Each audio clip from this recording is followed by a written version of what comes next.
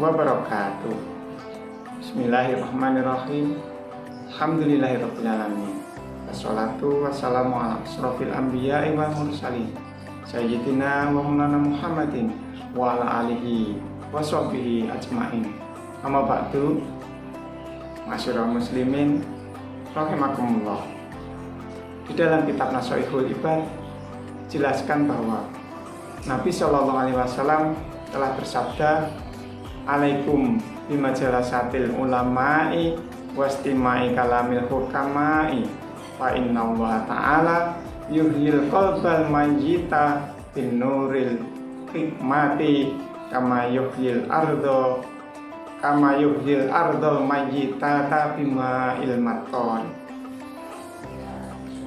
Artinya, hendaklah kalian duduk bersama para ulama dan mendengarkan perkataan mereka yang bijaksana, karena sesungguhnya Allah Ta'ala menghidupkan hati yang mati dengan cahaya hikmah atau ilmu pengetahuan, sebagaimana Allah menghidupkan bumi yang mati dengan air hujan. Masyarul muslimin rahimakumullah. Melalui nasihat Nabi tersebut, kita dianjurkan untuk selalu dekat dengan para ulama untuk mendengarkan fatwa-fatwanya yang bermanfaat. Karena dengan seringnya kita mendengarkan hikmah dari para ulama, ini akan dapat menghidupkan hati yang mati, melunakkan hati yang keras, menerangi hati yang gelap. Hati atau qalb yang dalam bahasa agama, yang jika qalb atau hati jauh dari ilmu dan tidak pernah mendapatkan pencerahan dari para alim, ulama atau fuqaha, akan dapat menyebabkan hati menjadi keras dan mati. Jika hati telah mati, maka hidayah atau petunjuk akan sulit diterima. Dan jika hati tidak bisa menerima hidayah, maka jangan pernah berharap iman dan takwa dapat tumbuh di dalam jiwa kita. Jika jiwa kita, tubuh kita tidak memiliki iman dan takwa, maka hidup kita dapat dipastikan akan lebih banyak dimanfaatkan untuk mengejar dunia, akan lebih cenderung kepada hubud dunia tanpa pernah memikirkan masa depan, yaitu akhirat. Masyarul muslimin rahimakumullah. Oleh karena itu, penting kiranya sekali waktu kita duduk dalam majelis ilmu untuk mendengarkan hikmah atau fatwa dari para alim atau dari para ulama, dari para kiai, para ustadz dan lain-lainnya. Lalu siapa yang dimaksud dengan ulama itu? Masih di dalam kitab Nasha'ihul Ibad dijelaskan bahwa ulama itu dibedakan menjadi 3 golongan. Pertama, ulama yang alim, yaitu ulama yang sudah ahli atau sangat ahli dalam hukum-hukum Allah Ta'ala. Golongan ini dikenal dengan istilah ashabul fatwa, yaitu ulama yang suka memberi nasihat untuk menyelamatkan umat minatul ummati ilan nur. Kemudian golongan yang kedua adalah ulama yang sangat makrifat atau paham betul dengan zat-zat Allah Ta'ala. Mereka dikenal dengan sebutan hukama, yaitu ulama yang selalu berusaha melakukan perbaikan dalam sikap dan tingkah laku atau akhlak, budi pekerti, karena hati mereka selalu melihat keagungan cahaya dari Allah Azza wa Jalla. Masyarul muslimin.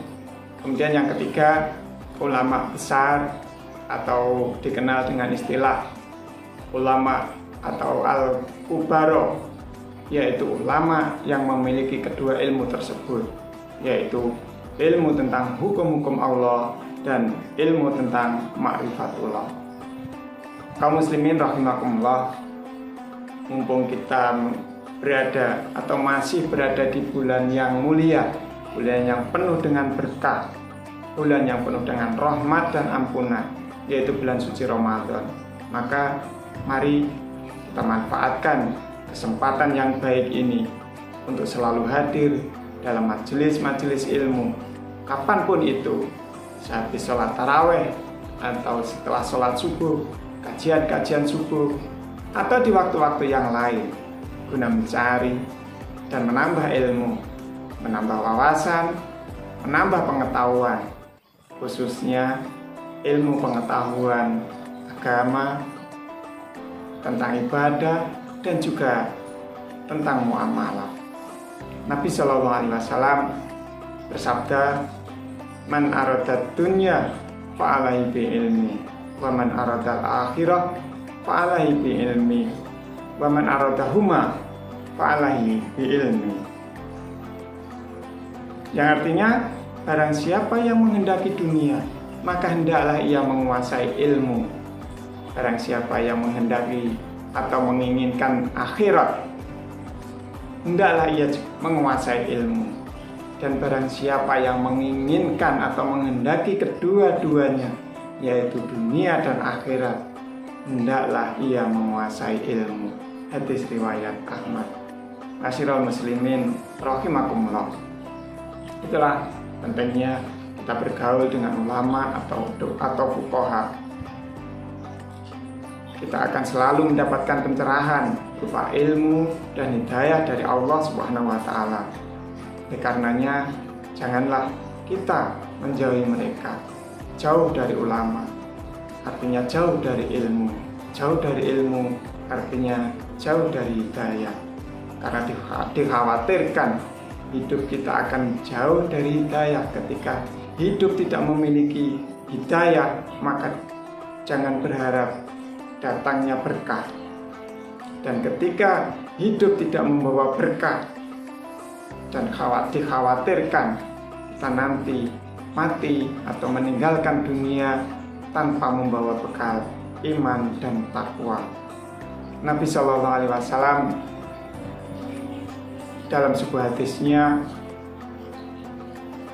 bersabda, yang artinya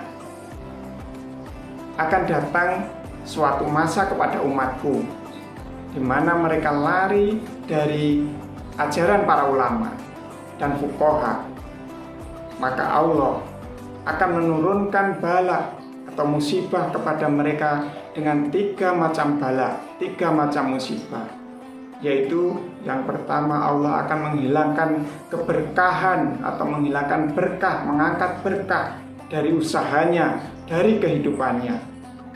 Kemudian yang kedua, Allah menjadikan raja atau menjadikan pemimpin, menjadikan umarok yang zalim buat mereka. Dan yang ketiga, Allah akan mengeluarkan mereka dari dunia, artinya akan memanggil mereka, yaitu mati, akan mematikan mereka tanpa iman. Naudzubillah, tsumma naudzubillah min dzalik. Semoga kita dijauhkan dari masa yang telah digambarkan oleh Rasulullah SAW tersebut. Masyiral muslimin rahimakumullah. Barangkali itu yang bisa saya sampaikan pada kesempatan kali ini. Mudah-mudahan dari yang sedikit ini ada guna dan manfaatnya. Terima kasih atas segala perhatian. Mohon maaf atas segala kekhilafan. Untuk semuanya, wallahu a'lam bishawab. Subhanakallahumma wa bihamdika asyhadu an la ilaha illa anta astaghfiruka wa atubu ilaik. Subhana rabbika rabbil izzati amma yasifun wa salamun alal mursalin walhamdulillahi rabbil alamin. Wassalamualaikum warahmatullahi wabarakatuh.